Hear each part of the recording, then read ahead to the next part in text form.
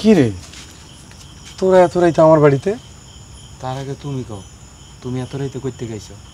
আমরা দুজন আপনারা খুঁজতে খুঁজতে অস্থির হয়ে আছি। কেন, কি হয়েছে? কেমনে যে তোমারে কই।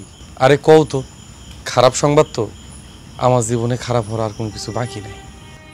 মনু ভাই, ভাবি আপনার সংসার ছেড়ে চলে গেছে, আর যাওয়ার সময় কইছে কাবিনের টাকা দিয়ে দিতে। যদি না দেন আপনার নামে নারী নির্যাতনের মামলা করব। এই তো যাওনেরই আছিল, কিন্তু আইজ গেল কেন? কিছু কইছে?